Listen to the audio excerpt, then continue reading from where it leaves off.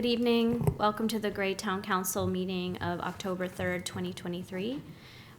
This meeting is being held both in person and remote as per our current policy. I'm going to start with roll call. Councilor Height?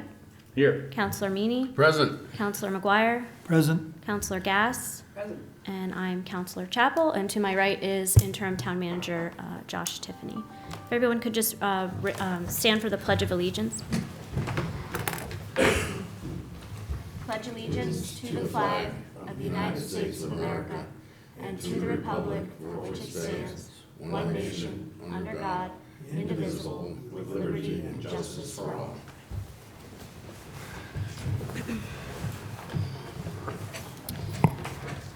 Next up is the consent agenda, which only includes the minutes from the September 19th, 2023 meeting.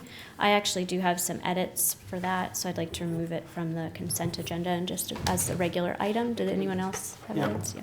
Need a motion to that effect, or? I think we do. Do we? So I don't moved. remember. Okay. I'll second. Second, okay. All in favor? Yeah. All right. So my edits were short, but on packet page 10, under the appointment of Melinda Sheehy, the motion for that is a little abbreviated, and we need to expand on it. It should read that we appoint Melinda Sheehy as a regular member of the planning board with a term expiring on August 31st, 2026. Mm-hmm. And then the other edit I had was on packet page 13 under the motion to adjourn. It says it passed with a 4-0 vote, and I believe it was a unanimous 5-0 vote. Sure, I remember Matthew voting no. Did he? I know. Did you vote? It doesn't say. It was a joke if I did. It doesn't say 4-1. It says 4-0. I think it's supposed to be 5-0. That was all I had. Did anyone else have? Go ahead. I did Go ahead, Matthew. have a comment, and I tried to mark it down on this PDF, and I wasn't able to, but it just had to do with the tabling of the. Okay, yeah. So the motion here. Let's see. It's on packet page 9, and the motion is about the reimbursement for vehicle excise tax. And it says, ordered the Great Town Council grants the request. And then in the box it says tabled. Mm-hmm. But I just, because I noticed something we tabled earlier, it said under the motion, to table. And I'm just wondering if. Yeah, that was on my list too. Okay. Oh, okay. We didn't authorize reimbursing that. We tabled the whole Exactly. thing until we could get more information. Right, so that language saying that we granted the request. Yeah, so there was no motion to grant the request, Yeah. but there was a motion to table. Yeah. Okay.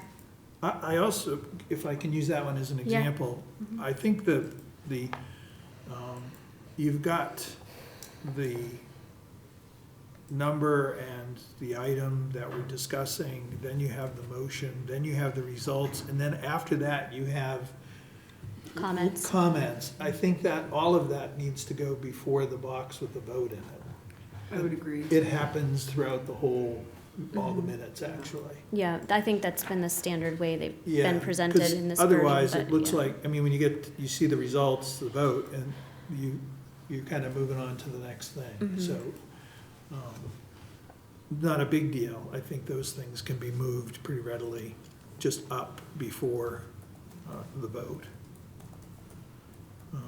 Okay. Did you have anything else, Dan? I did on packet page 6, for the conversation about, maybe this is on your list, when we reopened public comments, and the last line where you're quoted, where it says hopes to add a referendum to vote in the future, we specifically said hope to add a referendum vote to the 2024 That's true, we did. presidential election, Mhm. which I think should be on there just to clarify that. And then I think above that, where you see the motion further up, the motion be it ordained the Greytown Council reopens the public. Basically, it should say that we amended our rules to reopen the public comment, because we had to vote to amend our rules to do that. Amend or suspend? Amend, well,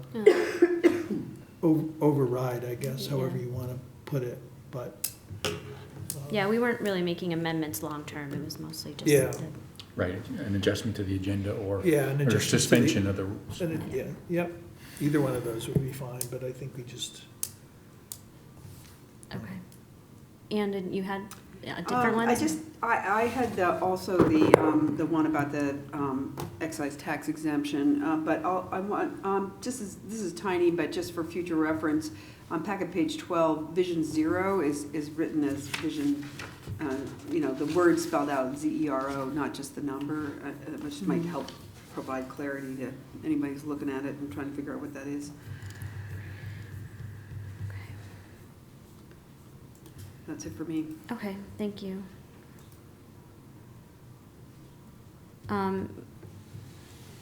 With those of you who had edits, just send them, should send them to Claire, Josh, or you? I think we talked about this last time, we weren't sure. So- I would say send them on to me and I will Okay. discover. I had another, if I can. Oh, you do? Okay, Yeah, go on ahead. packet page 5.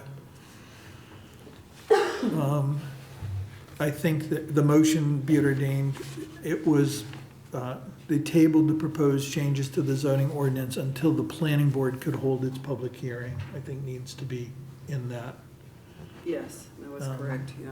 to understand why we tabled it. Mhm. Mhm.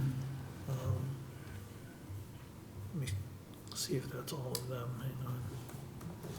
Talked about moving stuff. I think that might be it.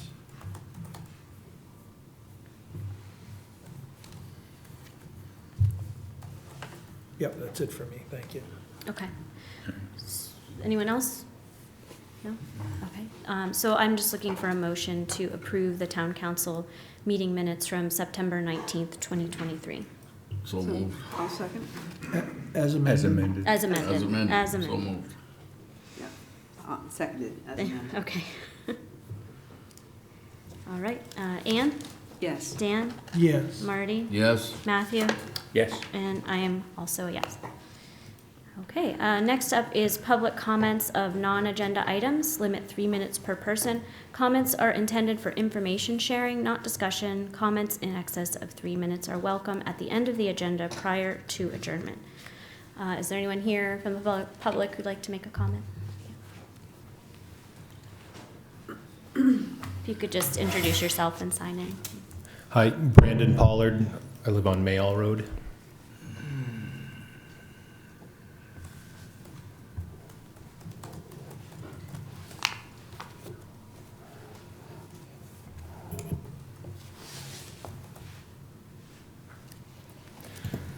Hi, so I'm here to speak about cannabis and specifically retail storefronts in Gray. You all recognize me. I've come and spoke with you before. And, you know, I feel like I lost my kind of connection with information in the town, being the most recent town manager, Nate. I had met with him one-on-one a couple of times, and, you know, it wasn't necessarily anything except for information exchange back and forth. But now that he's gone, I feel like there's a disconnect. I'm not sure really why the topic is being dragged out. I am certainly not the first to come to the council, and this is this system that we have. I can come and make statements, but there can't be conversation. So I reached out to everybody, inviting them to where I would like to provide medical cannabis to the community. And I want to thank Anne for coming down and speaking with me on some of the points. And there was also talk of possibly moving the conversation down the road to 2024. That said, I think a few people are starting to get a little more aggressive on the community coming to see you folks. And then there was a little bit of chirping saying, oh, well, maybe we can bring that a little closer to present day by bringing it to a referendum. It's my understanding that typically referendums are for like tax consequence issues. I don't see how this is a tax consequence issue. This is, in my opinion, it's more of a providing medical care close to home. People have to drive really far to get their cannabis. It's not going to stop them from using it. It only makes them have to go other places, which doesn't necessarily help the local businesses. Say they have to run errands. Maybe they're going to run errands in another town. It's not, not that anyone cares about my personal business, but I'm working 3 jobs to, take care of my family when I feel I could provide 10 jobs to other people in this community. And I know that I've been approached so many times. Hey, when's this happening? We're rooting for you. We want this to happen. I want to know why we can't just vote on it, like here, now. I don't understand why we can't. I've come down here a handful of years ago. We made that happen with lifting the liquor licenses in the town because of our recreational status. And on the spot, yep, we'll vote on it. The 3 ayes came through, and it was sent to, draw up an ordinance. And I don't understand why we can't just find out maybe what our council thinks of this whole project, and even if it's a preliminary vote, and we have an agenda vote put together, I think there's plenty of people in this town that want an answer on this. Again, we're trying to provide a medical product to our local community, provided, by locals, to locals. The whole program is about know your farmer, keep it local, and I think that the caregiver storefront model is kind of what should be talked about in this town. I think that's the model that has worked. I also have some information here that if you'd like to get your hands on it, but I'd prefer if you came down to my spot and we could talk one-on-one, and I can hand you out my little information packet. It's the new economy, by the way.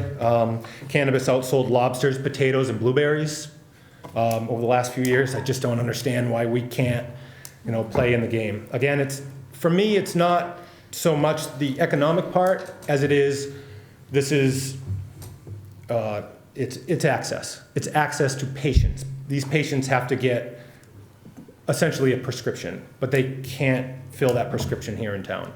I understand if you don't like it, we don't want to see it, that kind of stuff, but alcohol, tobacco, if you don't like that, don't go to those stores that sell it. It's not going to stop people from going to a restaurant if you don't like alcohol. It's not going to stop people from going to Cumberland Farms if you don't like tobacco. People can access these things. So anyways, thank you, and I hope we can have more discussion soon. Thank you. Thank you, Mr. Pollard. Would anyone else like to comment? Okay. Oh, go ahead. You can comment. I wanted Brad Pollard, 33 Grape Island Trail.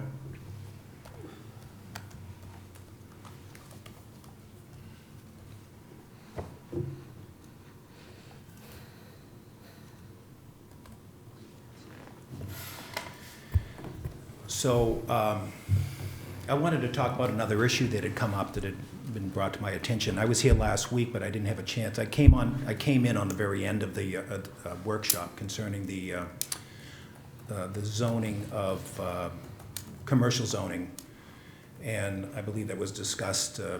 Like I say, I didn't get into the full discussion of it, but there was talk about maybe doing some setbacks and changes and so on and so forth. And I'm just here to, once again, like Brandon had said, we there's not a lot of exchange between us and the council here as we sit here.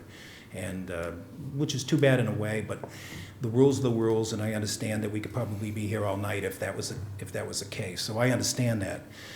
But in the case of Brandon, of course, he has reached out and he hasn't heard from he heard from a couple people, but he did get to meet with Ann, and I appreciate that. I'm here to reach out again to every one of you, because this is important. Again, I think you guys, I've introduced myself, and you do know that I am the owner of the property at Cole Farms. I own Cole Farms. I did shut it down, we're approaching over 3 years ago now, and approaching 4, actually. And I have a property that I pay taxes on, and I want to work something there. Obviously, I want to work and get a cannabis store there. But I also, my family has property along Route 100, and we've actually done some, I feel, some pretty successful developments. Whether it's the golf course at Spring Meadows that I had put in place back in 1996,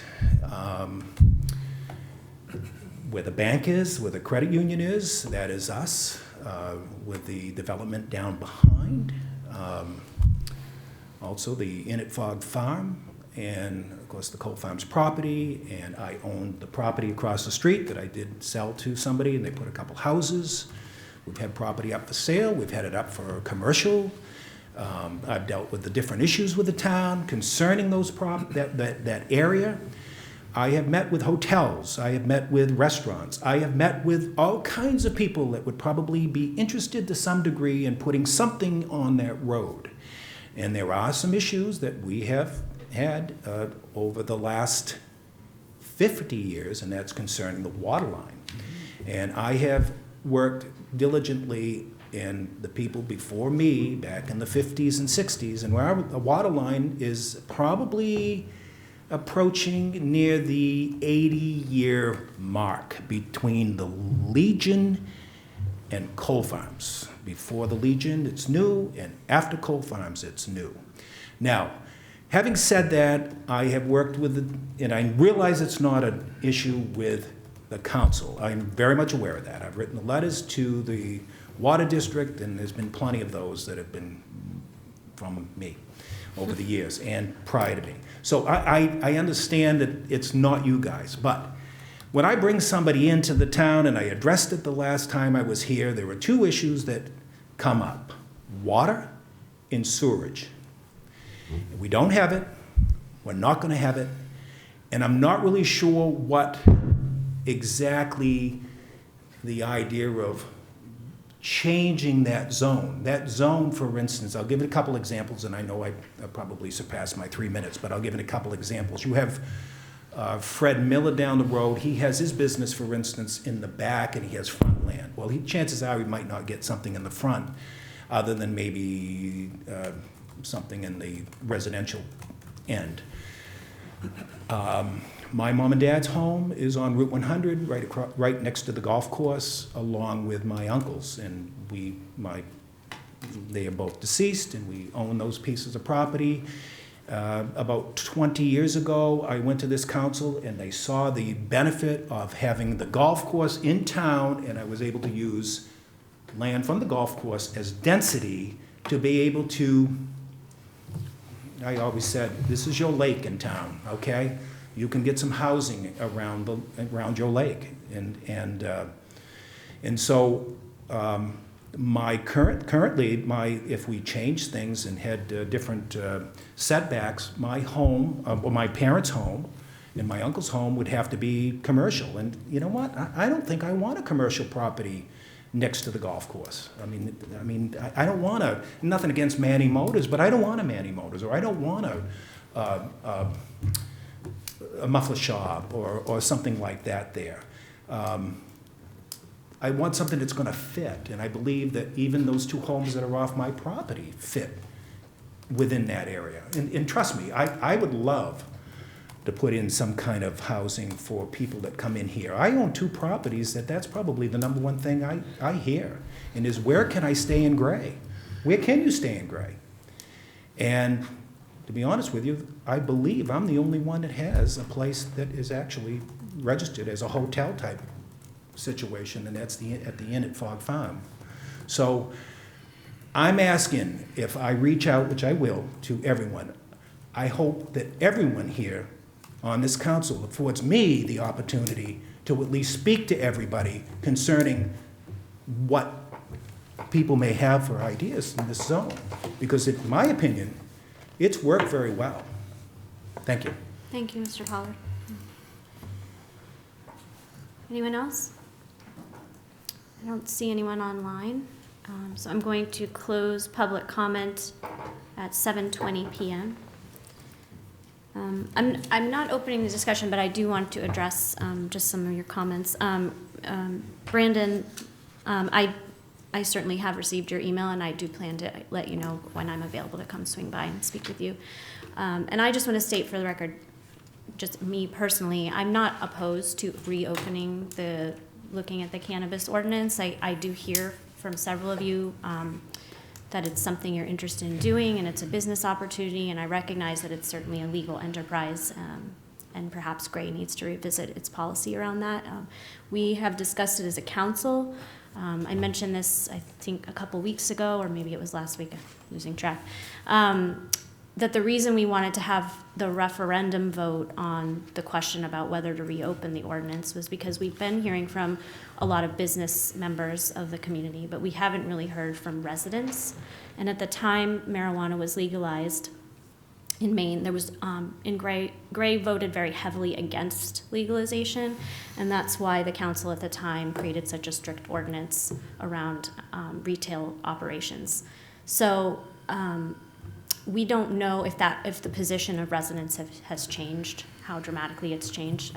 Like I said, we're hearing from businesses, but we haven't heard from actual residents. So if you know people who are coming to you and saying, I'd love to have this here, and they're just people who live here and want to shop here, please send them our way so we can have that feedback. Yeah. Point of information, it's not supposed to be for discussion. I And it's know. not supposed to be our individual sort of points of view at this point in time. I So- understand. Right, but the chair's running the meeting, and it's fine. Yeah, And we have rules, and we have to abide by the rules. And if you want to change the Well- rules, you can make a motion to that effect. fair enough. I was just, my point was going to be that we need to discuss, that was my personal opinion, and the council had discussed hearing from more residents, and and we can certainly revisit it as a group and touch base on it again. I don't know, I know I'm allowing discussion right now, but in the sense that we could just respond to what people have said, if anyone else would like to do that. No? Okay. Yeah, I'll just say I never got an invite to come visit you, so I'm not sure what happened. I checked my email, I don't see anything there, so I'll find a way to touch base with you and hook up with you at some point. Yeah, and I don't know if I got it or not, but I'm just way behind on my town email. My fault. Yeah, I don't see anything in my box. But I want to thank you all for coming out and sharing your thoughts and opinions. I guess the last thing I'll say is, since we're doing this a little differently, there is a desire to have more discussion. It's pretty easy to understand why you feel like this is dragged on forever. The folks on Deer Acres over off of the Gore Road who have been waiting 2 years for us to talk about winter maintenance and private roads are frustrated too. The council has sort of X amount of time, and of late,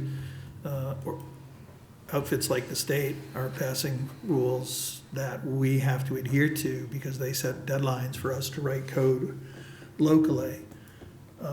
So it's not desire to not get to anyone's local issues, but we are struggling as a group to move through the amount of work that we have in a timely fashion.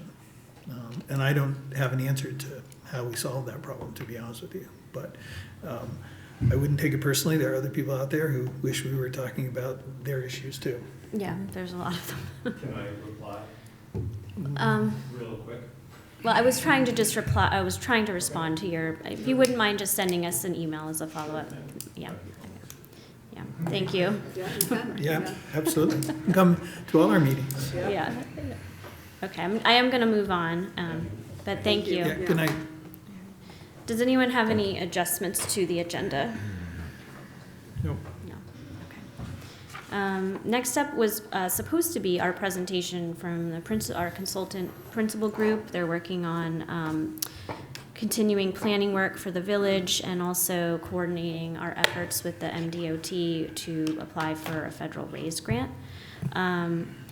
Unfortunately, the meeting they were hoping to have with the DOT is not until, I believe, next week or the couple weeks, the week following. So they weren't prepared to offer a thorough update until we have that meeting with the DOT underway. So hopefully we can schedule that update sooner, and maybe we might have to do it in a workshop space, just given the timeline of the grant proposal we need to submit. So we'll be back again for that. Does any counselors have any information to share on this topic? I know we're not doing a formal presentation here, but Yeah, I'll just weigh in on it. Okay. It seemed most cost-effective not to bring the principal group in to talk with us until we had a chance to have a little more detailed conversation with MDOT. We're trying to be frugal and not, we do have a contract with them, although the contract that we have with them is a kind of a master contract, and then that serves as an umbrella for their work with us. And then the plan is to have sort of detailed work plans that focus on different parts of the work that we agree on with them. And that's the discussion we need to have with them next, but we're not ready to have it yet because we need that conversation with MDOT first. So their next step should be continuing on the Village Center public realm design. This is continuing work that they started for us last year, working with residents to come up with a vision for Gray Village and developing a plan based on that, which conformed to MDOT's transportation specifications. That report is on our website, and you can find it if you Google the principal group or look at the planning department's web page on the town website. There's more work to be done to sort of refine that plan, and that's kind of what we're aiming at next, but we're just not there yet. thanks, Anne. Yeah, and I just want to say Anne is serving as the council's liaison to the consulting work that the principal group is doing, which is why she had an update there. Go ahead, Dan. Thank you. What is it that, I just want to understand why we have to talk to MDOT first. Because they're the ones who control access to the RAISE grant. Okay. And so, So we do have to apply through them. yes, we do. Okay. I think generally that seems to be the path, yeah. I mean, they can apply it for up to 3 towns at a go. And so I have more to talk about that later, I think. But under my council correspondence. But I think, beyond that, they also have to approve, if they don't approve the improvements that we plan to do, the design, they'll tank it. I mean, even if we were able to apply individually, which we may very well be able to do. We had this experience when I first applied for the congressionally directed spending for the Libby Hill Road project. It was really my fault, for starting that process way too late and not giving them enough time to respond. And so they didn't provide us with a letter of support, and we didn't get anywhere in that process. This year I started the process much earlier. Worked with them to get their buy-in, and they came through with a letter of support, and we're waiting to see what the federal government does with the budget, but I'm hopeful that project will move forward. So that's just an example of how they're really the gatekeeper of that money. Okay, thank you. Yep. That was one of the things we weren't sure about before. Yeah, I don't want to undermine what you just said, but in the meeting we had with Senator King's staff members, did they indicate that we definitely needed MDOT approval for it to really be a successful proposal? But I thought they did say that we could technically apply without them, but that it probably wouldn't be as successful. Yeah, I mean, don't know if I'm remembering that I think it's correctly. probably right that we Yeah. could apply without them, but if they don't give us any letter of support, we're dead in the water. Right, Yeah, that we're was not my gonna get understanding, anything. yeah. Okay, good to know. Did anyone else have any thoughts? Hopefully we can get principal group in shortly after we meet with the DOT. I think we're meeting with them on the 16th, yeah, at that morning. Okay. Did you have something, Josh? Oh, No, sorry. you looked like you were about to Nope, talk. nope. Okay. I knew a date, so I was very excited. Okay. So I'm gonna close, we don't need to formally close the presentation, but I'm going to close that agenda item. Next up is the public hearing section of our agenda, and we have a first reading and public hearing to review proposed amendments to the zoning ordinance, chapter 402, and the Village Center VC proper design standards related to state law 30-A MRSA sections 4364 and 436-A regarding affordable housing projects and housing density. And I'm going to open the public hearing at 7:31 p.m. Is there anyone here from the public who would like to speak to this proposed zoning ordinance change? No, I'm not seeing anyone online. Okay. So I'm going to, or Doug, did you want to speak during the public hearing, or are you just up for our questions? Okay. I'm going to close the public hearing portion at 7:31 p.m. So now I'm just looking for, well, do we want to take a vote first, or do we want to just, I forget what the first We- read portion is. That's for the public. The first read is Yes. not so much the council. Yeah. Okay, so I'm looking for a motion to approve the public hearing for October 16th, 2023 for the planning board meeting, and a second reading and public hearing at the town council meeting on October 17th, 2023 to review and approve proposed changes to the zoning ordinance, chapter 402. So moved. Second. Thank you.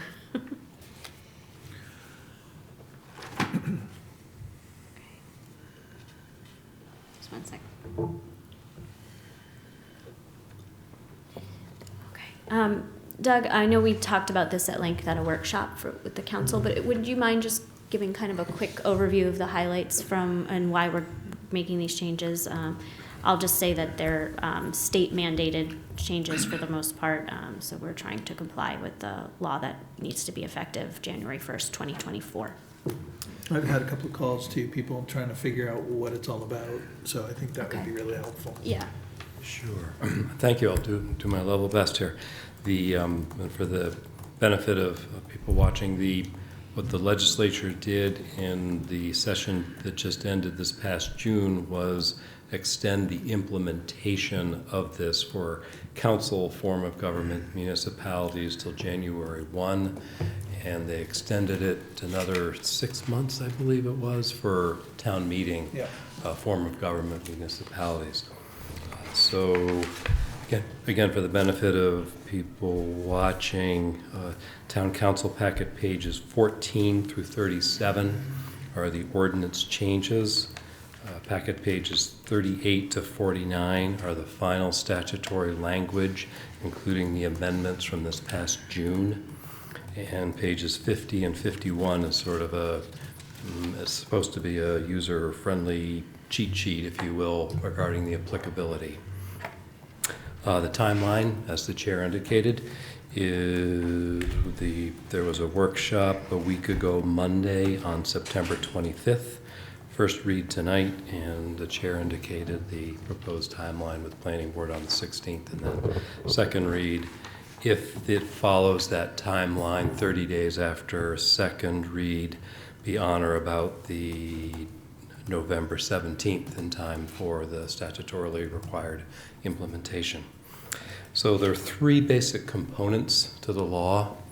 There's actually four, I'm sorry. The state has a role for setting housing production goals. That's part one, and then there are three parts to each individual municipality in the state. One is the accessory dwelling unit, which the council took care of prior to June, this past June. The second part is of the municipal piece is affordability, and then the last part is density. And what Kristen and I did is do our level best to work with legal input. This, of course, incorporates legal input, as well as council input from the workshop a week ago Monday.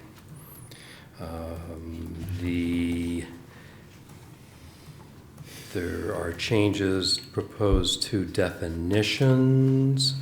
There are changes to the uses table that work in conjunction with the new definitions. There are changes to multiple structures, principal structures on lots that had to be adjusted in zoning. There are changes to backlots, allowing more than one dwelling unit on a lot. There are changes to what I call the enabling language for residential open space subdivisions. Some slight changes to accessory dwelling units that was adopted this past June. One on council packet page 24 is a clarification. And in response to the council input at the workshop on the 25th, we added a specific reference to the parking.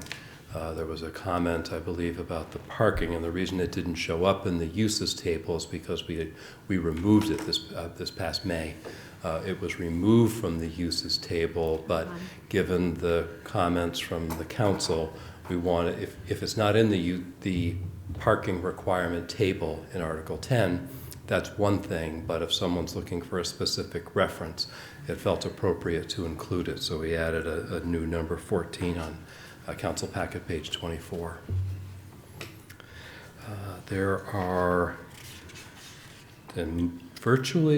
some slight changes in accordance with the new legislation for the village center district standards and affordable housing. In many instances, most instances, the new law gives very little latitude to municipalities. What is before you for first read represents the input to date, given the limited ability of municipalities to make changes to the statute. In many cases, the statute eliminates what they call home rule authority. Home rule is the ability for municipalities to make state laws more restrictive should they choose to do so. Right, wrong, or indifferent, the legislature chose to specifically preempt, not allow home rule authority for this. And so many of these changes are statutorily required, and again, they're in line with the guidance that the council provided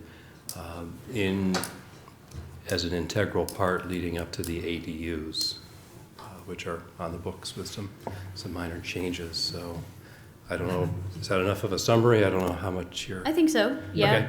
Yeah. I was just gonna say, I think the reasoning behind it is in the titling, I suppose. It's one, to allow people more flexibility to add dwelling units to their property. And it's also to try and legislate some process that will assure some level of affordability for some of the housing that gets built.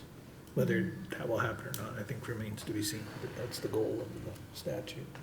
Yeah, and I would just add to that we have people overflowing our shelters and living in tents in Portland, and especially in Portland, but all over Maine, and it's because towns' zoning restrictions over many decades have, in part, it's not solely due to the towns. I'm not going to blame it just on the towns, but that is, requiring large lot zoning in rural areas, for example, and focusing on, keeping low-income housing or affordable housing at bay, or limiting its construction in your town. All of those are contributors to the homeless crisis. Yeah, and I think it's, just to add on to what you're saying, a lot of the policies have led to just a lack of housing being built in general, not so much affordable housing, but it's caused supply to really overstretch demand, and that therefore prices are out of reach for most people in Maine.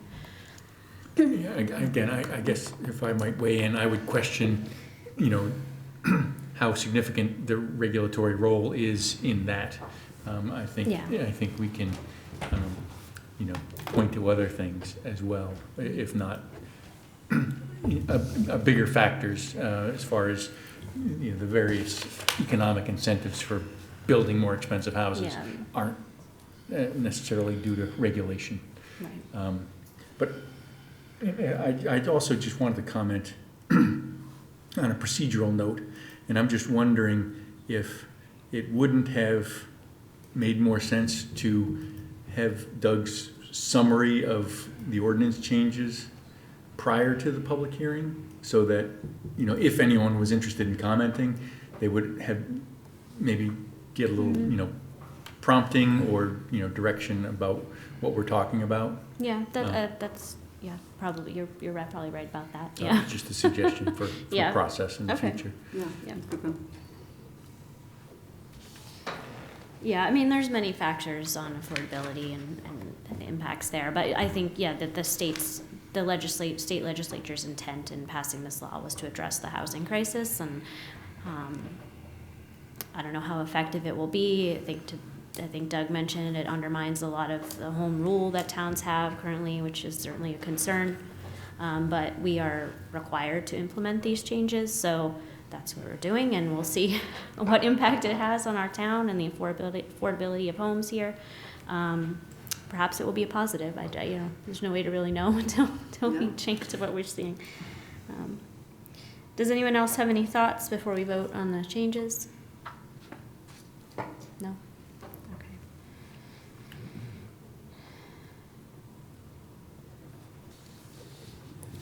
Okay. Anne, how do you vote? Yes. Dan? Yes. Marty? Yes. Matthew? Yes. And I am also a yes. Thank you, Doug, and Okay. Thanks. thanks to all the work. Appreciate the council's input at the workshop. That was very helpful to get that, and I believe that this first read incorporates the input that was received. So, Well, and that's where people would have had an opportunity to learn more about what it was that we were doing By watching the workshop. by watching the workshop. And so from a process standpoint, if we have to repeat everything we do because there's no continuity from our work, I think that's one of the things that we currently struggle with, figuring out how to do that, how to carry that information forward so people have the information, but not so that we're like repeating everything we do. From Yeah, week to week. and also all the information was in the packet if people wanted to look at Right. that in advance, so. I guess I'm just saying, if somebody happened to be watching the meeting and, Appreciate that. be engaged, I'm not suggesting we should have repeated the whole workshop. No. But, the We'd be here comments, forever. right, the comments that, that Doug just made might have been helpful to somebody, to understand what it was. Overview, I'm yeah. all in on Yeah. the communicating. In fact, I would suggest that packet pages 50 and 51 be somehow broken out so that they can be presented, separately. And someone doesn't have to go through the whole 75-page town council packet to find these 2 pages, which I think probably do more for somebody who really doesn't know what the issue is about, to at least, understand the basics of it, and then maybe begin to figure out what they have for questions. Yeah, this was a visual breakdown of what you can and can't do on your lots that Dan is referencing. And that was provided by the state, is that right, Doug? Yeah. Yeah. I believe it was, and if I may, our intention in community development and codes and planning is to give property owners that are interested in this, those 2 pages, 50 and 51, as well as the accessory dwelling unit standards and the proposed new section 407-2022. And I think those 3 together, because most people aren't going to be going into multifamily. They may and they can, but I think for most people that walk through the doors that are looking for information, that's going to be the culmination of the most relevant information. Just out of curiosity, have you had people come in to inquire about obtaining a permit for these types of structures? Yes, the most common misunderstanding is because many of the lots in the shoreland, and that there are many property owners in the shoreland zone that think that this new law is going to enable them to add an ADU on their property, and it came from the legislature. The new law is specific that you need to meet the shoreland zoning standards. The shoreland zoning standards in Chapter 403 say on point it comes from the state DEP, even though the town administers it, the standard comes from the state. And what that requires is 80,000 square feet per dwelling unit. So the take home is, unless you've got 160,000 square feet in your lot, you can't add an accessory dwelling unit if you're in the shoreland zone. Mm-hmm. So that's probably been the most common misunderstanding. Is that part of the materials you'll be handing out if people inquire? Just curious, Yes. because we should be explicit with that restriction. Yes, and I think I addressed that. Where's 722? The new 722. I tried to put that right up front, looking ahead to... I know Yep. it was in your packet materials. Yep. I'm speaking to the materials you were just mentioning about you were creating materials to hand out to people who inquire. Yeah. It's on council packet page 33. Okay. This is a new section, 40722. The first subsection says subdivision approval is required as applicable, and then number 2 says shoreland zone. I put 722 together in an order to try to step people through the different standards that apply, because and at some point they'll probably combine these, but at this juncture we've got 40279, which is ADUs. We've got 722, which is the new section for 2 or more dwelling units, and then the multifamily development standards are housed in Article 10, 402.10.14. So at some point we should probably bring all of those together in one location, but for the purposes of meeting the January 1st timeline and not making more wholesale changes to the zoning, this seemed like the most practical approach. Okay. All right. Thank you very much, Doug. Sure. Can I, one quick, Oh, okay. just, what's next? What's next? We are OAC. We started last Thursday. We started working on the changes to the residential open space subdivision. That's what I'll call phase 3. So the first phase was ADU. This is phase 2, and then the next phase is what changes are going to be statutorily required to change our subdivision ordinance standards to bring those in line. One of the attorneys is out of the office for a little bit, so we haven't been able to make too much progress on that. And can I ask, one of the reasons why the open space subdivision is pertinent is because we allow smaller lots and more density in those subdivisions. So how will these rules affect those lots and future subdivisions? Is that correct? That's a good question, and that's exactly what I tried to focus on in the last OAC meeting. We're trying to figure out how to most prudently dovetail the new state law with the ability to add an ADU. We're actually talking about maybe different standards for residential open space, different lot size, different dimensional standards. If you're proposing a residential open space subdivision, you have public water versus not having public water because of the potential implications for wells and so forth. I was going to touch on that in my committee updates, if that's okay. Well, yeah, no, I wasn't specifically Okay. about OAC. It was All more along the lines of Okay. what work were we going to have to do Yeah. with regards to the law. Yeah. I don't think the rule writing is completely done yet, is that correct? At a state level? or- Yeah, is it done? I doubt very much that. I've not heard any indication at a state level that they will be providing guidance for amendments to subdivision ordinance. Okay. They're doing rulemaking for zoning, Yeah. which Kristen and I incorporated in what's in front of you tonight. Yeah, I think the rule from the state regarding subdivisions is that any existing covenants or rules on the books still apply to the, especially existing subdivisions. That was my understanding. Is that correct? I think that's correct, and there's an on-point reference to that in the statute that says that it's not something typically that the municipality enforces, but there's an on-point reference in the new state legislation that says that civil deed covenants that certainly that are in effect at the time at which this legislation is effective are locked in, if you will.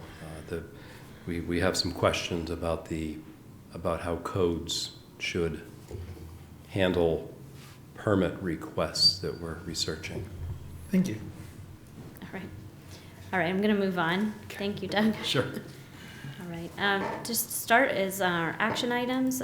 First is to review and act upon approving a bid from Simard, I'm not sure I'm saying that right, Simard and Sons Incorporated for the purchase and installation of new fuel pumps and a new fuel management system at the fuel station for an amount not to exceed the quote we received for $39,400.24. Do I have a motion? So moved. Second. Okay. In your packet, starting on packet page 52, you'll see the proposal we received from Simard and Sons outlining what they will be providing. We have a note from Tim Estes, our Public Works Director, or I received it, just explaining where this money has been budgeted. Just a reminder to people, this was budgeted expense of $42,000, which we allocated from our ARPA money, which we voted on and approved at the town meeting, those allocations. I'm just going to read what Tim wrote to me just for some background. He says, this was budgeted and moved to the ARPA line instead of CIP for FY24. The original estimate was done by Alec when he was Public Works Director on June 7th, 2021. The estimate at that time was $32,344. I obtained an estimate on October 11th, 2022. It had increased to $38,470.46. After the FY24 budget finally passed at the town meeting, I inquired for another estimate since it had been quite some time in between. On September 18th, 2023, the new estimate was $39,400.34, which is what we see in our packet today. We have $42,000 budgeted for this new system. Our current system we have is very outdated and very hard to find parts to fix the pumps. In fact, the last time a part was needed to be ordered, the pump was out of service for some time. It was finally found on eBay. So it sounds like something we need to update. And it's my understanding there aren't a lot of companies that do this work, which is why we've only received one bid. And we've had experience with this company in the past, correct? Yes, I was able to speak to Tim before the, I'm sorry if you don't No, mind me. please Yeah. do. And this has been a solid vendor for years before. They've done a lot of business with them, and as it is the one quote, this is someone that they completely trusted. So Tim had no hesitation except to say, as you'll see, the price went up in the last 2 years and 4 months, that if we wait longer, then we're probably going to see another increase on this. Yeah, it's gone Thank up almost around $8,000 or so. So, did anyone else have any comments or questions? Gotta have it. Yeah, sounds that way. Okay, so I'm just going to take a vote. Matthew, Yes. Marty, Yes. Dan, Yes. Ann, Yes. and I'm also a yes. Okay, action item 2, to review and act upon approving the appointment of Sandra Carter as a regular member of the Resiliency Committee with a term expiring on August 31st, 2025. Do I have a motion? So moved. Second. So just a point of process. In the past, we haven't discussed these appointments ahead of time. We typically receive the applicants through Kyle or John, and then they notify the chair of the applications, and we usually just put them up for a vote, and we can discuss any appointments at that time. Certainly, Sandy is, we all know Sandy, former chair of the council. She's certainly more than qualified to serve on this committee. She was one of the people who really was advocating for expanding the charge of the recycling committee, especially since the state was looking to adopt a Maine climate action plan, and the towns were going to be able to comply with those plans in order to apply for grants once they've also created their municipal climate action plans, which the town has engaged with 207 Permaculture to do, and they are currently working on that process. So I would be happy to vote Sandy through, and I thank her for her time and energy. I know there were some of us who had concerns about the process, so I don't know if anyone wants to speak to that. No, go ahead, Dan. Yeah, I do. I think we have to do some work with our committee policy. We have some issues on some committees with attendance and some other things. I think that it makes sense for the committees to some extent to have some say in the process. We haven't really had a chance to discuss any of that. But it's just something that I think somehow we have to get updated, because I think there's some value to doing it, and I think it prevents some problems, actually, and issues that we've had in the past, and we don't really have any processes in place to resolve those. So I just think part of the whole application process is something that we need to take a look at. So are you proposing reviewing applicants in a workshop space prior to voting on them in a meeting? You know, I don't want to make work, and I don't want to drag things out. I think that perhaps actually if we spend time on the policy, we probably could address all of the issues there, and then, you know, and not have to add a lot of extra steps. But And you're concerned about attendance? Is that what you were saying? well, that's one of the issues is attendance. There are other issues, for sure. I think almost all of the committees, you know, need additional help, so I don't want to look a gift horse in the mouth or make it more difficult. We're Like certainly not worried about Sandy's. No, not Sandy in particular. not We're at talking all. more But generally. for instance, I've talked to people on committees that say, you know, I've been on this committee, I've been on the committee forever, and it's like, why do I have to fill out this application Yeah. again? And I said, well, not everybody on the council knows who you are. They weren't here perhaps when you, so I just think that there are some personnel policy things that we need to work through, and I don't want to hold these up. Well, we've also had to applications in the past where, even for people that aren't currently on committees, have failed to really fully fill out the application to the point where we can understand their qualifications or their desire to serve. So I hear what you're saying. I think we had tossed around, probably in the spring, potentially requiring applicants to come in and be here on the date of their appointment, so that if we had any questions, they would be present to answer them. I would certainly be in favor of that as a process change. Yeah, I wouldn't favor it as a requirement, but I think it would be good to notify them that we are gonna appoint them ahead of time and invite them to come and have a discussion with us, you know, but to put another sort of hurdle in front of people volunteering to, you know, come and appear in, you know, in a public meeting, I don't wanna require that. I certainly think it would be welcoming to invite them and to tell them we're interested in seeing them and discussing, you know, and talking with them, but to put it in the form of a requirement that you have to come and, you know, appear before the town council, I don't favor that. You see, I think it's a missed opportunity, because, you know, we need volunteers and we need them badly, and I think that people seeing other people volunteer, people hearing why other people are volunteering, I think all of that, you know, can encourage other people to give it a try.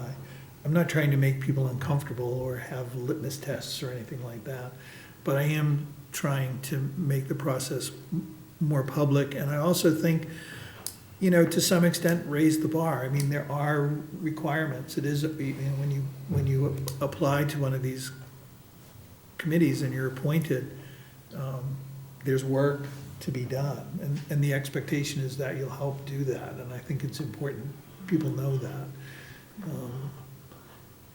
We're still, for all intents and purposes, a volunteer government. We have, some staff that does the professional work, but all of the decision-making and all of the creation is really done by us as elected officials and the other 80 or 90 people that work on town council committees that do all the other work. And and it's all kind of out of sight and not seen. And somehow we have to find a way to encourage people to come out and to not be afraid to try and to not think that they're gonna get sucked down a black hole and there's too much to do. And so I'm just looking for ways to try and do that. Because this is not an item for discussion on the agenda tonight, right? I mean, so. Right, well, Yeah, I think, move on. Yep. well, I think the process we've had is we make a motion and then we have room for discussion. So I just wanted to, I know some of us had concerns about the process, so I Yep, just wanted to leave appreciate the it. opportunity for a brief discussion. But I was gonna suggest, when Dan was finished talking there, that we perhaps just do a quick straw poll to see if people would like to revisit the committee policy at a workshop, or if we feel the current process is okay, that's fine too. I just, I guess I wanted to get people's thoughts on the process. I would agree with Matthew that I'm not in favor of requiring people to come to the council meeting. I feel like that could be a really, a bridge too far, or a bit of a barrier. I'm happy to invite them and encourage them to come, but we're trying to encourage people to come and volunteer in committees, and they may have really no interest in the council. Mm-hmm. They just are really interested in resiliency or whatever it might be. Mm-hmm. So I'm happy to do a straw poll, but I'll be voting against that. Well, that wasn't I don't feel like I'm forcing people to come to the council. I'm not quite sure why that's the emphasis of this discussion. You did say that you want them to come I think I was to the meeting. responding to something you said, Yeah, but yeah. maybe I Okay. misheard. Yeah, Right. I think I raised that as something we had tossed around in the past. Okay. But I personally, I think the process we have has worked, and I'm fine with keeping it. I would certainly be in favor of improving our communications to applicants. I think I've heard from several people on committees that we haven't always been the best about communicating their appointments, and they don't know they're even on the committee. And if we could be proactive with letting them know that we'd be voting on their appointment, and then they can choose whether or not to attend. I Yeah, think- but invite them for sure, Yeah. and, Yeah. and say we're really interested in meeting you and engaging with you, but, Okay. I don't think we need a rule change to do that. Okay, but it sounds like we don't really have consensus to hear about it at a workshop, but perhaps we need to. Does Marty want to weigh in? Did you want to weigh in at all? I think we should make it as easy as possible for them to get on a committee. And attendance is important. Sure. I can Yeah. vouch for that. Okay, so I'm gonna move on. I just wanted to allow for a brief discussion since it was relevant to our current appointments. Anyways, I'm gonna move on to a vote. I see that Sandy has her hand up. We're not really having a discussion, Sandy, but if you wanna make a quick comment, I'm okay with that. I'd just like to thank you guys for considering my application. I know it's the process can be a little laborious for some people, and other people it's fine.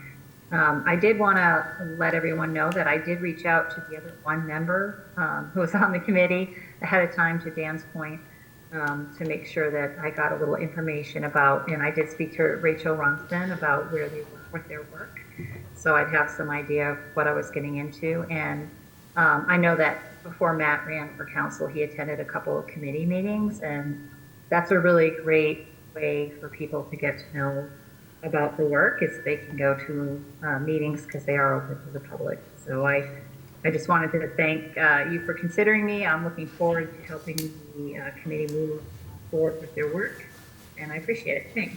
Okay, thank you, Sandy. Okay, I'm just gonna go to a vote then on approving Sandy as a regular member of the Resiliency Committee with a term expiring on August 31st, 2025. Matthew? Yes. Marty? Yes. Dan? Yes. Anne? Yes. And I'm also a yes. Okay.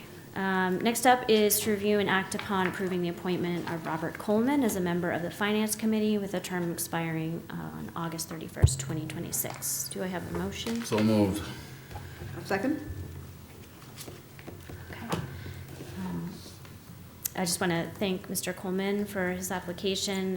He really filled it out very thoroughly, and it was helpful. And I know he's been made some public comments at during our budget process, and is definitely well informed about the goings on of our finances. And I certainly would welcome his participation as the committee member on the Finance Committee. Anyone else have any thoughts or comments? I've worked with Bob on the Open Space Committee for the last several years, and he's been a terrific committee member, and I really encouraged him to apply to finance, actually. Oh, great. Yeah. Anyone else? No. No. All right, we'll go to a vote. Ann? Yes. Dan? Yes. and Marty? Thank you. Yes. Matthew? Okay. Thank you. Next up is to review and reauthorize the town's MainePERS PERS Consolidated Participating Local District Plan effective October 1st, 2023, to include an open enrollment provision for future employees. Do I have a motion? So moved. I'll second. Okay. So you'll notice on packet page 60, thank you, 61. This is very similar to the order we voted on at our last meeting. It came to our attention after the vote we made last time to begin this retirement plan for our firefighters as of October 1st of 2023, that the language we were given by the state running the system failed to include a provision to allow for open enrollment for any new employees or those that chose to not opt in the beginning. So we need to reauthorize this with that language that allows for open enrollment. The effective date is still October 1st, but the adoption date for this reauthorization will be as of today. Did anyone have any questions? No? Okay, great. Matthew? Yes. Marty? Yes. Dan? Yes. Ann? Yes. And I'm also a yes. Did you have a question, Dan? No, senior moment. Okay, all right. Great. So next up is the report from the council chair. Didn't have a ton to touch on. Just want to remind folks of a couple workshops we have coming up. This Thursday on October 5th, we're having a workshop with Kyle to basically teach us how to use our new Teams project management software, where we're keeping track of all the ongoing things we have that we're trying to do. That is starting at 5:30 p.m. And I believe, Kyle, correct me if I'm wrong, that we will be doing it remotely. And I don't know if people will have the option to be here if needed. I don't know if you want to. Do you mind? Planning on having it in the conference room. Okay. Anybody can remote in if they want. Okay, so it'll be in the conference room, and if you prefer to be remote, that will be the option. And then on October 10th at 5:30, we're having a workshop, and that will be with Don Garish of Eaton Peabody to begin the process for our new town manager search. He has provided some documentation outlining a timeline and also proposed language, I believe, for advertisements and such. So that will be in the packet for your review shortly. And I'm hoping to just use the entire time to just get that solidified so we can get the process going. I believe Don also asked you to bring your calendars because I think he's looking to have some commitments for dates for potentially for interviews or other workshops he might need. And then I just want to note that we were supposed to have our joint leaders meeting with New Gloucester and the school district last week.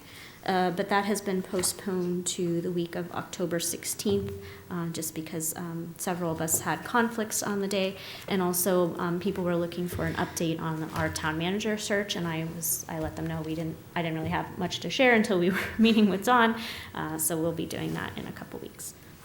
That's all I What's the have. date for that, on the week of the 16th? The joint leaders meeting? Yeah. Oh, it's, you don't have to go to that. It's just, usually the chair goes and the town manager, so. But we were looking at, October 17th for that date. Okay, so next up is a report from the town manager. Josh, did you have anything? I do. Okay. First one is, I would like to draw attention to packet page 62 and then the updated job descriptions mentioned therein. These are three new positions, or not new positions, these are three redefined and one new position. Pretty much the plan is to take the current Child Care Services Coordinator at the Parks and Rec program and promote her to Assistant Director. This, as you'll see from John's memo, really increases the resiliency and capabilities of the department, as well as Nellie has put forth yeoman's effort to keep Parks and Rec going through all the years, and I definitely think this is a good move. But the biggest part of this is the one position change that the salary will be funded through the enterprise account, meaning it is a budget, no additional taxpayer funding for the promotion. The assistant clerk is the fourth town clerk we are looking for. There was some rejiggering of the names, so to be clear, the assistant clerk is kind of the base clerk with no extra duties, which is a switch from before, whereas the deputy clerk is now like the assistant to the town clerk, and the town clerk is the head of the pyramid. So this is the addition of one extra body that enables them to get Britt, the town clerk, up to speed with all the duties that we have been putting on her, as well as to serve a greatly increasing service desk in the town clerk's office as they're feeling more everything from voters to registrations to every stripe of their business, plus maintaining communications with the community. And last one is a GCTV broadcaster. So that is the position that Kyle is currently at. What this will do is essentially free up Kyle's work time, where up to 20% of his working week is spent in the booth pressing the buttons to make sure the recordings go out and the meetings are broadcast. This would make it almost an on-call position that would be only recording the meetings. And we hope that if we find the right person, this would also allow for greater ability to record other events around the town for broadcast and communications. So, and as you can see, most of the job descriptions are more just kind of nothing new and revelatory, just very much straightening some things out. In addition to that, I am going to request a workshop with the council regarding some conversations we've had regarding how staff should submit packets for the documentation and tracking changes of documents. I was talking with Kyle and also hearing from Dan some inputs about ideas on how to get this going. Kyle and I kind of came to very different approaches on how to get to the common goal. And I think that during a workshop we could finalize different projects that could be used for different methods, and as well as create the best product that the council will need in order to judge the materials before it. So I'm just hoping for a little bit more of a free-flowing, both a demonstration and to ascertain the needs of the council, so I think that'd be best accomplished during a workshop at some future date. And this one is hard for me, especially as we're just talking about committee appointments. The expired volunteers who expired this last year in August still have not received their letters yet. This fell through the cracks, and this is incredibly regrettable, and I am very embarrassed by this. We are working on fixing the process now. It fell through both due to a staff member leaving, another one getting sick, and then as we're getting ready to put out the letters, realizing that there was inconsistencies in the factual accuracy of the information that we had, so we didn't want to be sending out the wrong letters to the wrong people who have already quit. So hopefully in the next couple of days, I'm going to get the staff to determine the correct people who are on the committees, and then hopefully get the letters out by the end of the week and start the process from there. So unfortunate, but again, I'm just falling on the sword and saying we will do better with this. I think that this definitely makes the committees feel devalued and volunteers not feel really like they're part of the town, and that is the exact opposite of what we want to do in this town. And lastly, the good news is, for those of you who noticed, that the town's clerk's office has now removed the 1 hour lunch break that has been around for the last 2 or 3 years, I believe. Just in the building, if you are here during the midday, during the time they had been taking lunches, you would see people constantly going into the planning office or wandering around lost or walking into a locked door. So it was just not ideal for anyone. It was a lot of stress for the staff. So with this recent additions of the staff members, they now have that hour covered. So there is a clear and consistent opening for the clerk's office, which I am very happy about. So they're able to rotate lunch hours Exactly, now yeah. rather than all right, take as well as deal with things like people being sick or on vacations. Right. Okay. Yeah, I think that will be welcome news for a lot of people who Yes. need to come in during their lunch hour to do things in the clerk's office. Appreciate that. Yeah. Was it typically our practice to send letters to people who have expired off of a committee? I wasn't aware that it was, but I think it is a good policy to implement if it has. That might be, yeah, to me, it was always people who were up to receive the letter saying, would you be interested in rejoining? Oh, okay.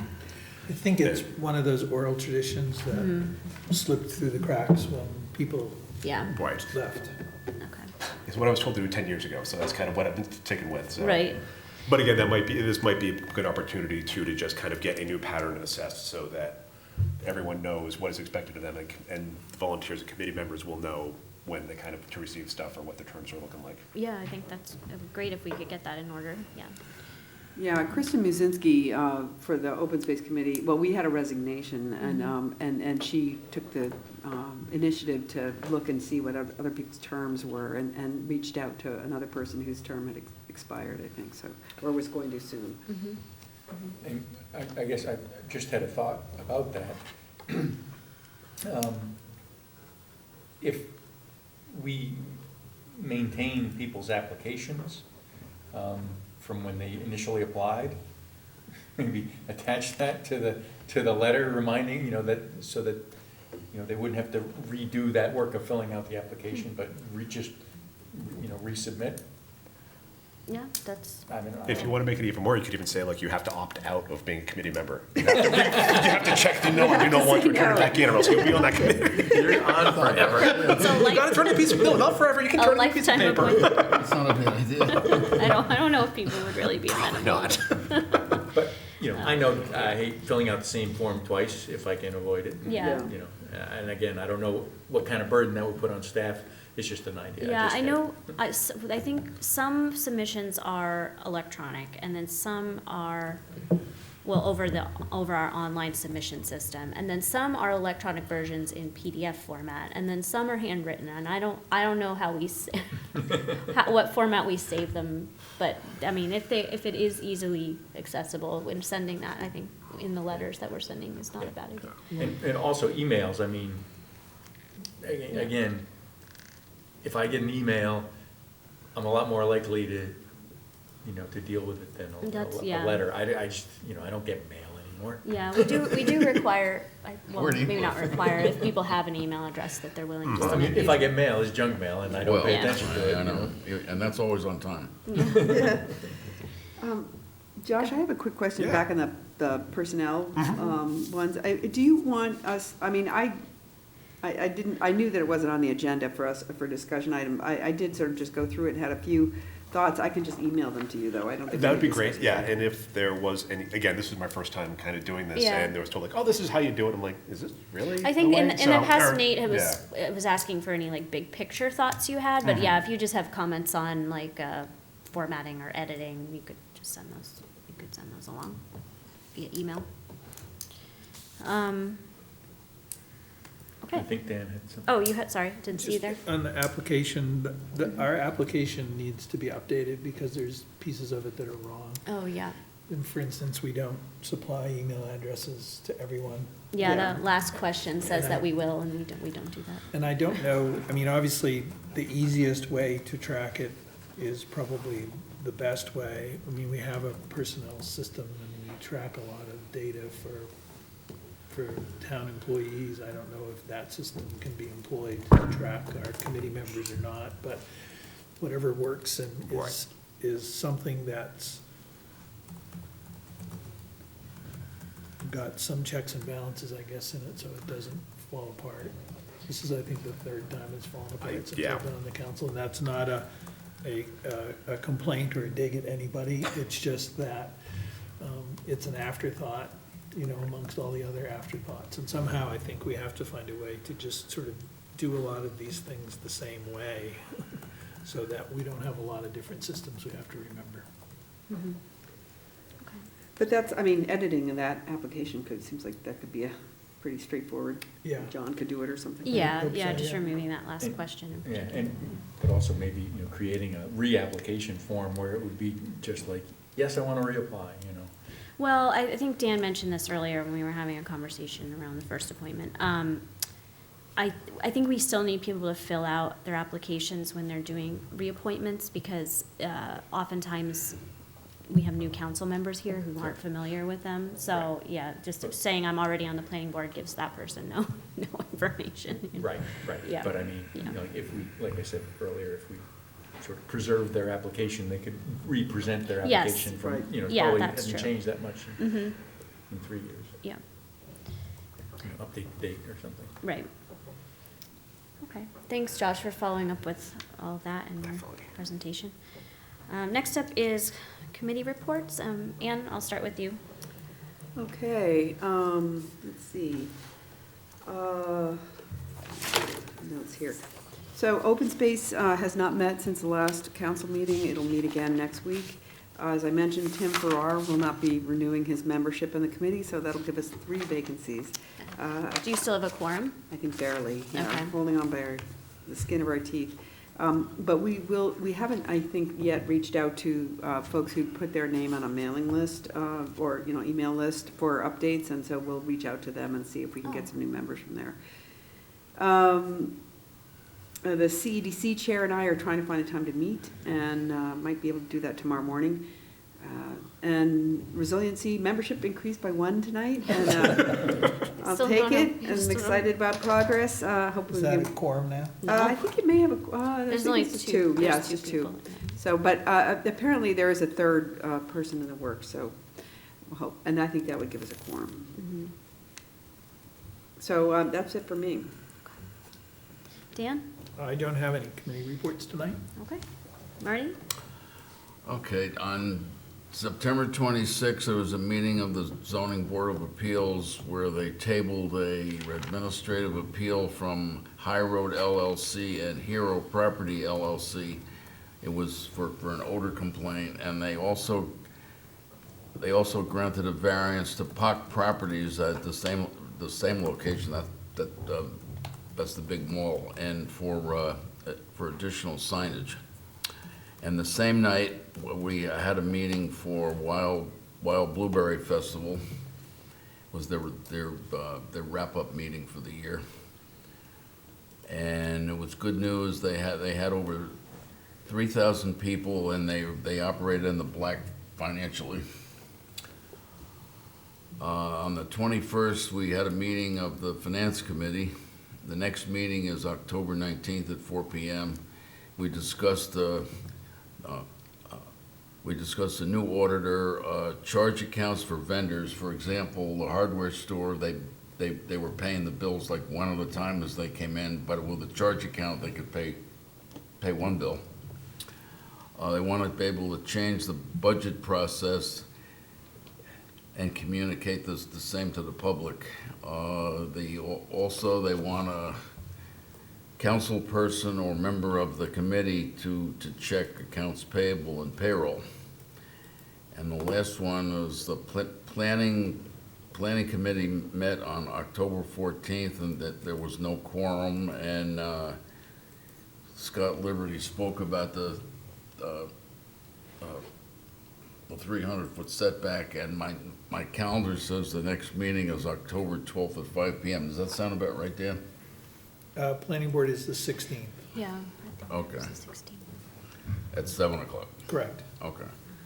So then that's all I have. Okay. Thanks, Marty. Mm-hmm. Matthew? Excuse me. Community Television Advisory Committee met on September 27th. At which time Kyle brought up that he wants to get profile videos of committee members and or committee chairs, to go on the channel and the YouTube. And he asked me to, reach out to committees. I told him that I would reach out to my committees that I'm the liaison to, and I would bring that message to you guys that the idea is to schedule a time, to contact Kyle, schedule a time when, a committee, at least committee chairs, but maybe committee members could, go in and talk about talk about, a little bit about themselves, promote the idea of, of volunteering, what they hope to achieve is on the committees and things like that. So it's an opportunity to provide content for the channel, as well as, to promote volunteering for committees. I have talked to one of my committees and intend to talk to the others about that. Yeah, we can pass that along to our respective committees. Okay. Kyle also reported that the town meeting on September 9th it's on streaming, as well as the YouTube channel, and 130 people tuned in on live on YouTube, and that the recording has been viewed 280 times. Wow. They also have a new video on the farmers market on YouTube, and they're proposing to do a video on Lonnie's hot dogs. And that's it for the community television. Yeah, like I said, they met on the 27th. And for the town, no, it's the wrong thing, excuse me.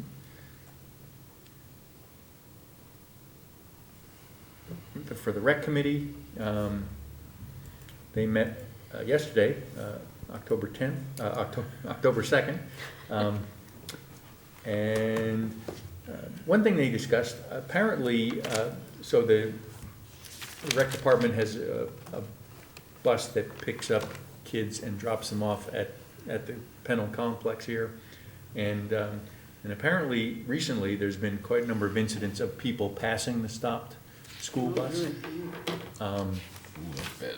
Yeah, and so Do you mean they're passing them in the Pennell lot when dropping Yes. off kids, not Yes. just all over town, Right, which I no, think no, is a right, problem right. all over town too, but yeah, Right, that's right. what you're speaking to. Right here in, in the parking lot.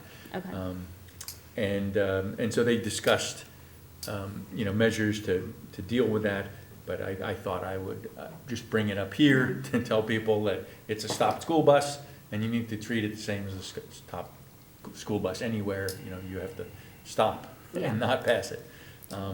And certainly, yeah, so. No, that's an excellent reminder for everybody. Trying Just to invite one of our deputies to be here with Yeah, the school we bus. could do that. They could Yeah. do that. They also, again, talked a lot about Halloween planning. Trunk or Treat is scheduled for October 28th at the New Gloucester Fairgrounds. And anyone interested in donating candy should contact the rec department. They're also planning a movie night on October 20th, where they're going to show the movie Hocus Pocus to raise money for candy for the trunk or treat. Apparently they've got about 10 trunks so far, and their goal is to get 30 trunks, and they expect approximately 1,000 people to That's a big to go deal. to that. Yeah, Yeah. it's gotten bigger every year. huge. Yeah. Yeah. So, let me just see here.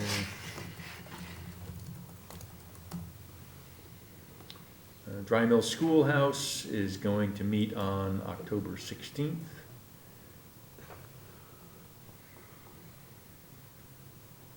And that's, I think, all I've got on my calendar so far. Of course, all those committees are gonna meet again in the next month. I just didn't capture their meeting dates, but they're on the Yeah. calendar. Yep, all right, thank you. I just want to note the GPCOG Executive Committee is scheduled to meet October 17th, so that's coming up. And Ordinance Advisory Committee met on September 28th. As Doug alluded to earlier, we focused primarily on discussing changes needed in the open space subdivision rules in order to align with the implementation of the LD 2003 state mandated statute. There was a lot of conversation. One thing that did come up, actually, in regards to accessory dwelling units, was whether or not we could even issue permits for ADUs in subdivisions that have restrictive covenants limiting each lot to single-family homes, and that was a legal question we were going to ask, inquire with our lawyer about, because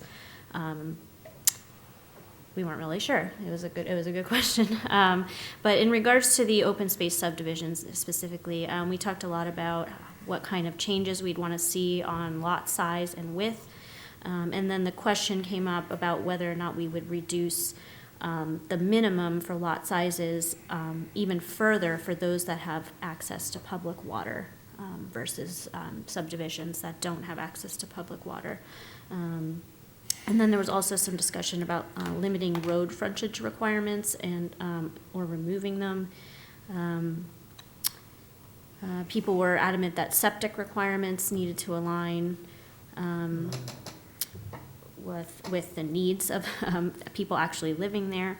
And then someone raised a question about whether we should allow developers to retain ownership of the open space depending on the proposed use, particularly open space subdivisions that allow for agricultural uses or forestry on their open space lots. Currently, the ownership defaults to the HOA after all the lots are sold. And so there was some question about whether that makes sense for open spaces that are doing a commercial business, because, shouldn't it reside with one person rather than many homeowners? So that was just a question. I don't think there was a recommendation around it necessarily. It was just something to think about as we're looking at the ordinance. Yeah, so I think, Doug's hoping to get some more input around that phase 3 implementation regarding open space subdivisions at our next meeting. I think there's a lot to think about and consider, particularly when we're making these changes, and we'll be talking about it again on October 19th. Yeah, and just to that point, Krista, open space that is on open space's agenda next week, is to discuss the open space subdivision stuff. And so we're hoping, and we're not going line by line through the ordinance, it's just too much for us, but we're going through a series of questions that Kristen and Doug and I had mapped out for them to respond to. And so they're, and just, a quick answer to your question about ownership of open spaces, there's a lot of ways to do that. There could be, basically sale of development rights, easements, Right, things like that. right. So, yeah, we can work that out, but I just wanted to throw that in there. Okay. And actually, could you email me your comments from the OAC, or just what you just Yeah, my went through notes. there? Yeah, I have to type them up. Oh, you don't sorry. want this version, You can just, but I certainly Take can. a photo. Yeah, just exactly. Take a photo is fine, yeah, or Okay. scan it or something. Yep. It doesn't have to be lovely. I think it would be helpful.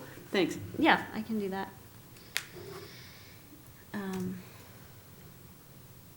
Okay, next up is council correspondence and activities. Matthew, I'll start with you this time. Well, as I mentioned earlier, I am a bit behind on my town email. So. No, I'm with you, it's the same. I would mention, I mentioned last time that I had scheduled a meeting with GPCOG Executive Director. Oh, Kristen? she was reaching out to Yes. new counselors, Yes, yeah. as a new counselor, and I had to reschedule that because I couldn't make that. But, Okay. well, so I don't have a date for that yet, but that's really all I've got. Okay, great. Marty? No correspondence. Okay. Dan? Yes, I had a letter from Bill Chapman concerning the conversation we had around a moratorium possibly for residential development in commercial zones. It had gotten out there that we were proposing a setback of 1,000 feet. It took a little while, but found that misunderstanding came from the fact that in the discussion, someone had said that there's 1,000 feet of frontage on Route 100 that's zoned commercial. And that was just a misunderstanding. I've had sort of mixed feedback about this. There's been more support than there was for this self-storage unit changes that we made. It seems to have generated a lot of conversation amongst a lot of different business folks in town, which I think is a good thing. So I don't know, I sent you all an email today, which you probably haven't had a chance to look at, that took the moratorium language we used for residences in the village when we wanted to create design standards. And I think that we could use that as the framework if we were to move forward with a moratorium for residential construction in commercial zones. So that was an interesting conversation. I also had a conversation with Scott Liberty about some property that he has that he's struggling to develop, and some of the, Brad Pollock tonight talked about some of the uses that have been bubbling up. I think there is some interest possibly in building, the sort of 12-unit, 3-story residential buildings that have been proposed in the past but haven't really been built. And then I had a conversation with Ginny Simino about the affordable housing discussion that we had tonight. And that's it. Anne? Yeah, I had the same communication from Bill Chapman that Dan referenced. I did, as you saw, met with Brandon Pollard and Brad Pollard at the former Cole Farm site to discuss their interest in adding medical cannabis dispensaries to Gray's cannabis ordinance. And I thought might just be useful. I did a little bit of research today, and there was a 2016, there was an opportunity for Gray voters to vote with the rest of the state on a referendum in 2016, and Gray narrowly voted in favor of expanding recreational cannabis and retail operations. So there were actually, it was 2476 to 2413. So a narrow yes vote, but still more positive than was the case back in 1999, I think, when the previous vote occurred. So I think I would be interested in, I know Dan's not in favor of this, but of just seeing, maybe doing a straw poll or something and seeing whether or not I'm not even sure if it's possible at this late date to move the referendum question on the November ballot to 23 from 2024 to 2023. And just see, because there has been quite a bit of interest in this.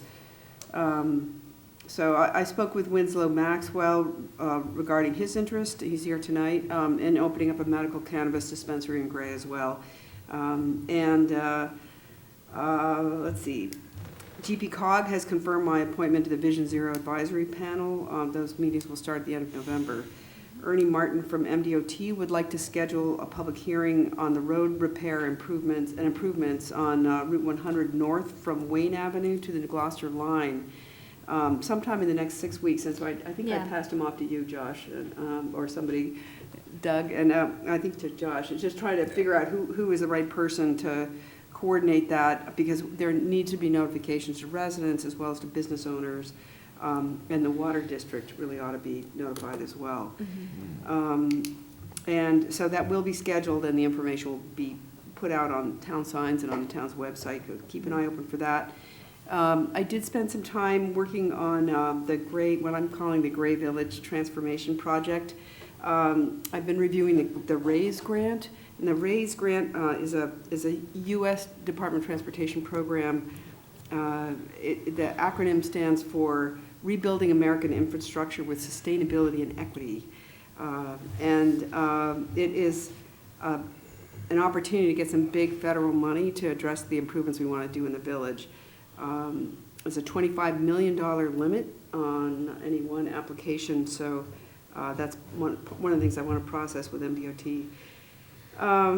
I did meet with Vanessa Farr of the Principal Group last week to discuss planning for the Gray Village improvements, just to sort of get a sense of where Principal Group is, or thinks they should be, or kind of what we need to do next.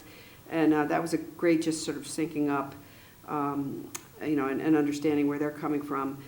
And then Josh, Tiffany, and I are going to meet with MDOT on Thursday this is a meeting I set up with Dale Dowdy and Ernie Martin, just to introduce myself to them, you know, talk about my role as liaison and introduce Josh as a new interim. And just, it's a little bit of a get-to-know-you kind of event. And then the planning will happen at the October 16th meeting. But in the meantime, if we learn stuff that we absolutely need to get done, you know, like need to get cracking on right away, I'm hoping to get that information from them so I can relay that, we can relay that to the staff. Thanks, Ann. I did want to swing back to your question about a straw poll, but I'll just go over what I've been doing. So Josh and I met for lunch yesterday, actually, a nice conversation, just about our expectations and priorities while he's interim manager. I've also had various emails, and similar to Matthew, I'm behind on responding to a lot of them. I've had people inquiring about the veterans exemption that we tabled last time we met, and then several inquiries about a marijuana cannabis ordinance. I also had some emails from Scott Libby. I need to get back to people, and I'm highly aware of that, and I will do my best to do that soon.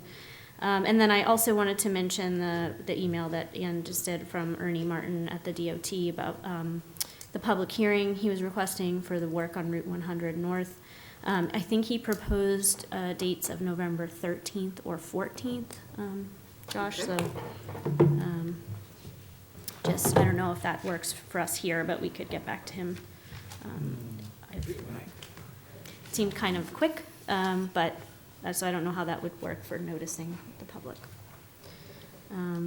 That's all I had since my last meeting, but I would like to revisit what Ann was proposing. So is anyone interested in trying to move up the referendum question for the marijuana ordinance vote to, I don't know if we would really have time to do it for November. Ballots They've already starting gone today. out. Yeah. Yeah, so the polls are up in the, Okay. yeah. But we could consider doing it for the June municipal election.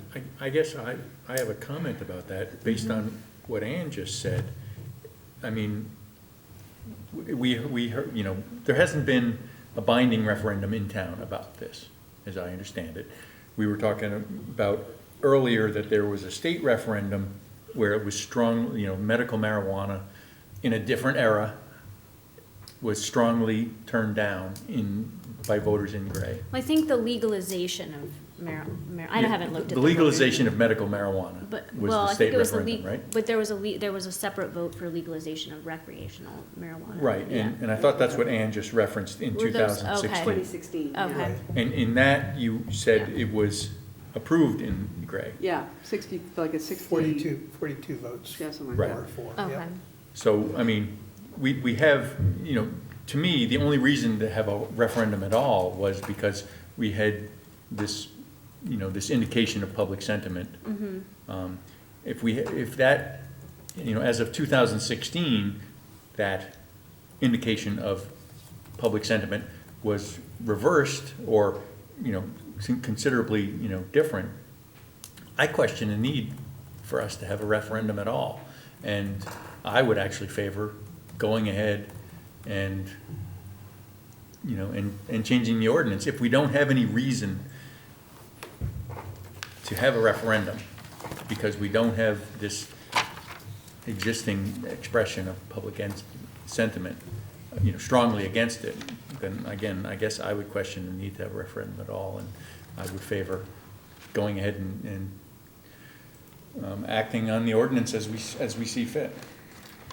Well, if we did proceed with that, then we would need to revisit our conversations around priorities, because as Dan Yep. alluded to earlier, this is a priority for a lot of people in town. But then Yep. we've also heard from a lot of people in town about shoreline zoning priorities around lakes, a mooring ordinance.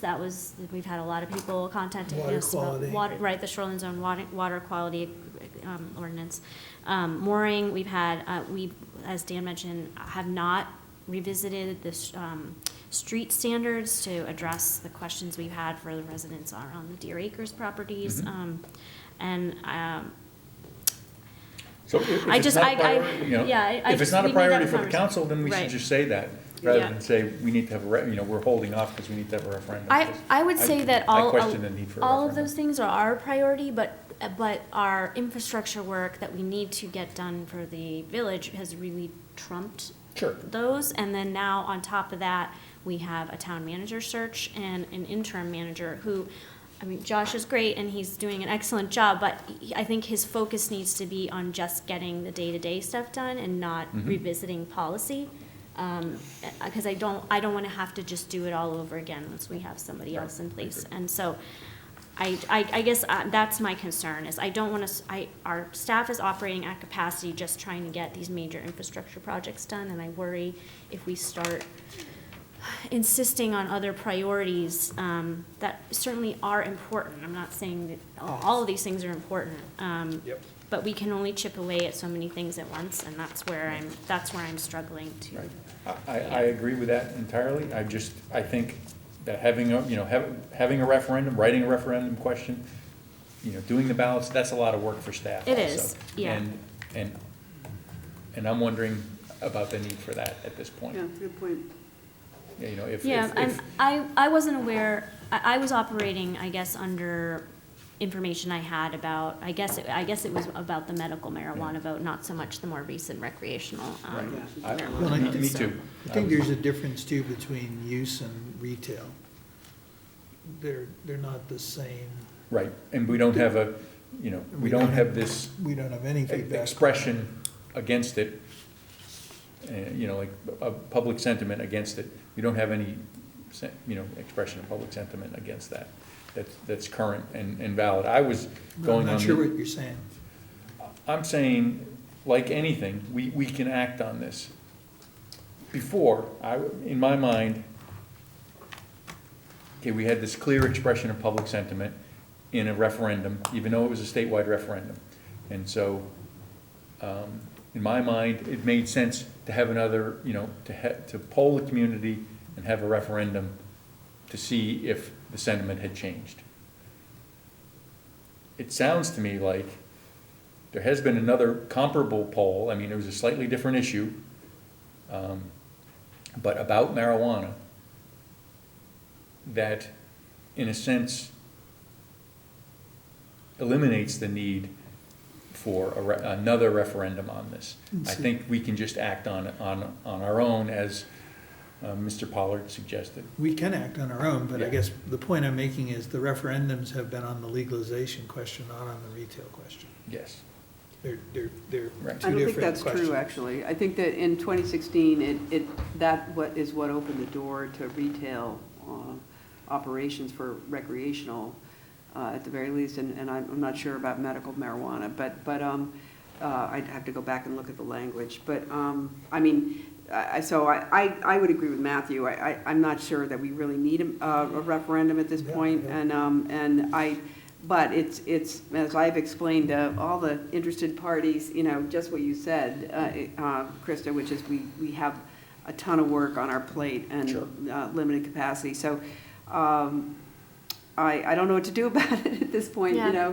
We I could thi- I add it to think- the list, and then it would right. still just be on the list. I think what I would like to do is, I think I would like to revisit our kind of I'm calling them secondary priorities, not because they're less important, but just because we have timelines we have to adhere to for this infrastructure work, and we've been working on that since before the comprehensive plan was approved in 2020. So we really need to start implementing these changes and the visions that people have outlined for us in this town, especially if we want to see the types of development that's going to diversify our tax base, particularly in the village.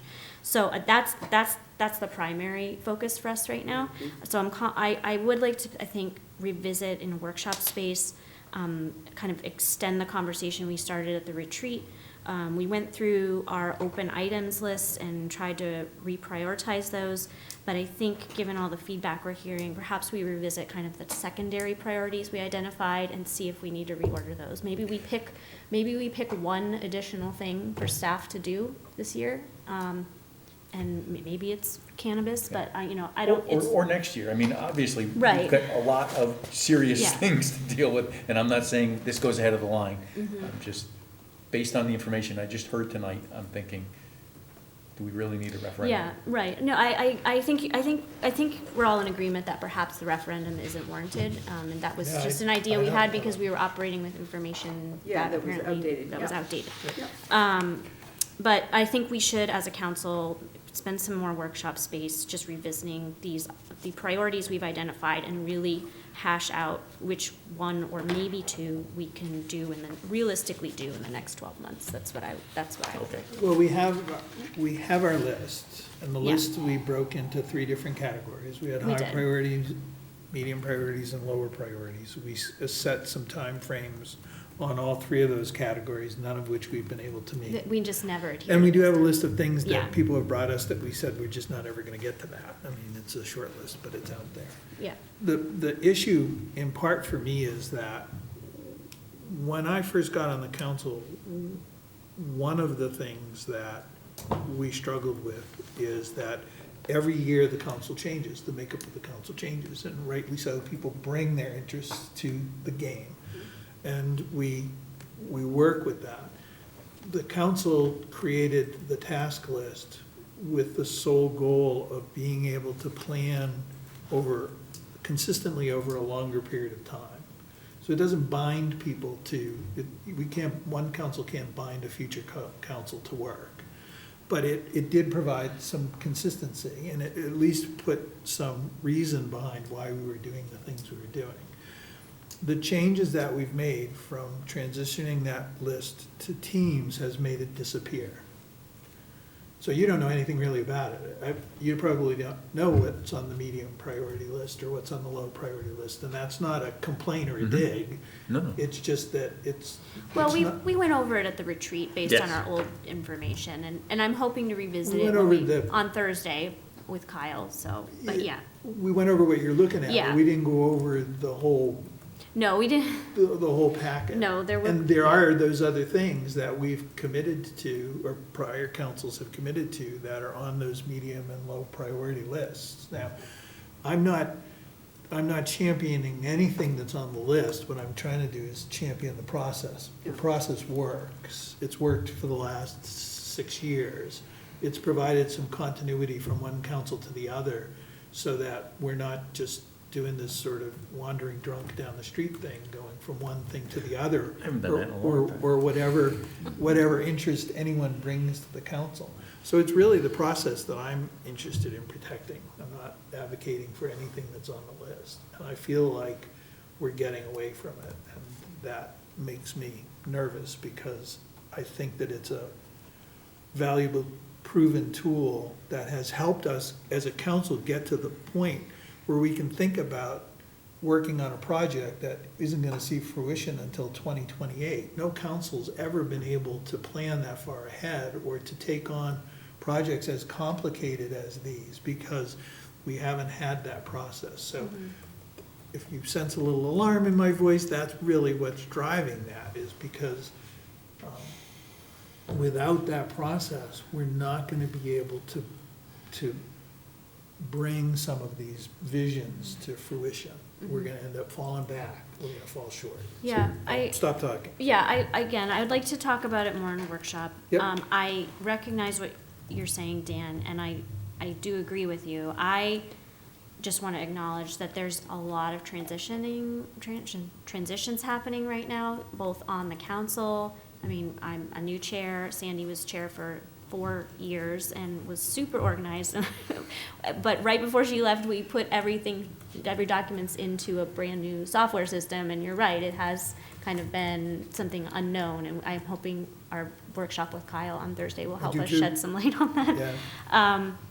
And, we have transition with our town manager going on right now, and it's just, it's not an excuse, it's just an acknowledgement of, I think there's a lot of knowledge transfer going on, and we might be losing track of some things, and I think you're right. So I'd like to regroup on the priorities, kind of hash out, what is really realistic for staff and us to focus on in the next 12 months. And then, hopefully this, like I said, this workshop with Kyle will help us navigate the best way to keep track of all of that going forward. So anyway, That was probably longer than we intended to talk about it. It was a bit full circle. So just to wrap up, in regards to the cannabis question, I think we're all in favor of not doing a referendum because we have enough information, and we Yep. will certainly revisit its priority for us at a coming workshop. I would just mention Okay. that him mentioning Teams, I just went to Teams and I clicked on the activity icon and, you know, there's all the priorities rated by priority, so they're actually highly accessible to me. Okay, great. We'll have to look at it more on Thursday. That's great. Okay, so I just want to acknowledge that there's still people in the room here, and that our agenda allows for comments of non-agenda items at the end of our agenda. So if anybody here wanted to come up to the podium to talk, we're happy to listen. No pressure. No but- pressure, but no, okay, you're good, all right. And I think Thank you everyone. for being here. Yeah, thank you for sitting through our meeting. Our scintillating discussion. And I don't see anyone online looking to comment either. So I'm looking for a motion to adjourn at 8:55 PM. So moved. Second? Thank you. Anne? Yes. Dan? It's how sausage gets made. Yeah, right. Marty? Yes. Matthew? Yes. And I'm also yes. So have a good night, everyone. Yes, thank See you. you next time.